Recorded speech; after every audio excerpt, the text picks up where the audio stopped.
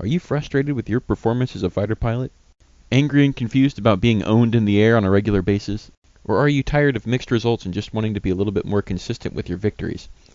In this video, I'm going to go over some fighter philosophy and show you how just a simple change in mindset can completely change your combat effectiveness so that the next time you look at your stats, you'll like what you see.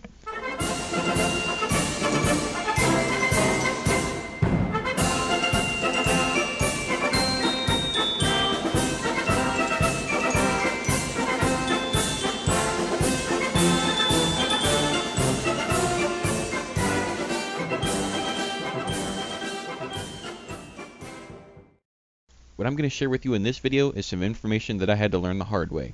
The very hard way. No one picks this game up as an ace immediately. Like everyone else, I had to evolve as a fighter pilot to be successful. I started in World War II combat flight sims, so some of the big things that I had to learn was the smaller engagement size for World War I aircraft and the slower speeds, so you have less lead that you have to calculate. But even learning this didn't make me a very effective combat pilot. Sure, I shot people down, sure I stopped colliding with people as much, but there's one lesson that stands head and shoulders above the rest as far as making me an effective combat pilot. I knew that this adjustment had an impact on my effectiveness, but I didn't know exactly how much until I requested my overall stats from Flanders and Flames from my squadron leader, Kleiber. Thankfully, he happened to have those stats, and that prevented me from having to go back through all of the after-action reports and calculate everything up retroactively. But I was not expecting what I saw. These are the results of my first 24 sorties, just a little bit more than 6 months of flying Flanders and Flames. Each orange row represents a sortie where I made it back alive, each red one where I died. In this 6-month span, I amassed 16 kills and died 7 times. My best streak was 9 sorties and 8 kills. I remember this streak well, and on my last sortie, where I got 4 kills, I felt like I'd finally made it. I felt like I'd finally figured it out. Right up until the point where I attacked a wounded HP that I didn't need to one too many times, and had his tail gunner rip me apart, and I put my aircraft into the ground like a lawn dart. The next life lasted exactly 1 mission, as I went 2 sorties, didn't see anyone, didn't get to shoot anyone down, got greedy and went after a balloon that was down low over enemy territory at the very end of the mission, and got shot up by flak. The next life was ended when I was sniped by AAA from the HQ target. When I got sniped, I got sniped. This thing hit me square on, in the fuselage, as I was flying the D7F in a slight descent at full power, going as fast as that thing could. I felt safe, the flak seemed light, but I was not. I was flying straight and predictable, and the flak got me. And that was it. I remember being extremely frustrated because I felt like I had gotten it down, but obviously I hadn't. Something was still missing.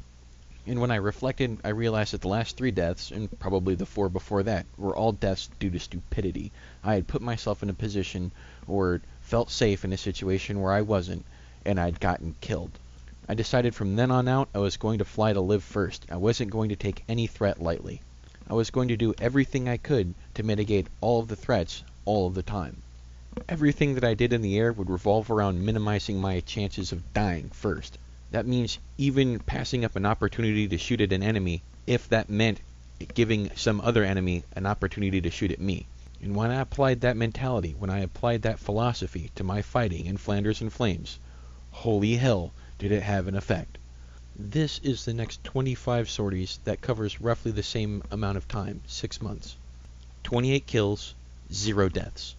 This was the streak where I started the Hunt for the Red Eagle video series. And in the very first video in the Hunt for Red Eagle, in that mission, I got 8 kills.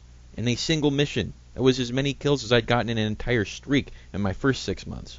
Now, the opportunity to do that doesn't present itself every single mission. But the opportunity wouldn't have even presented itself in that mission if I hadn't survived the first fight. If you recall, I was up against 3 Newports by myself. And I flew that entire fight simply trying to put my aircraft where they couldn't hit it. I only took shots at enemy aircraft when they were given to me. I simply avoided making mistakes. I survived other fights in that same streak the exact same way. And of course, a little luck never hurts. One just went by. I'm hit. I lost something. Oh, Mission in! Mission in! Mission in. Oh, he got my elevator! But I'm still alive! You're still alive. Of course, this sweet streak came to a bitter end on sortie 26. When after scoring 2 more victories to bring my streak up to 30, my rudder was sniped off of my Hanrio and I spun into the ground. But still, even with that, going from 24 sorties with 7 deaths and 16 kills to 26 sorties with 1 death and 30 kills is a huge improvement. And all of that by switching your priorities from killing everything in the sky to simply not dying. In the next video we'll go into a little bit more detail as to what this looks like in practice by breaking down the first fight in the Hunt for the Red Eagle video. If you like this video, hit like, drop me a comment, and please share the video. If you want a notification when the next video comes out, hit the subscribe button. As always, thanks for watching, happy hunting.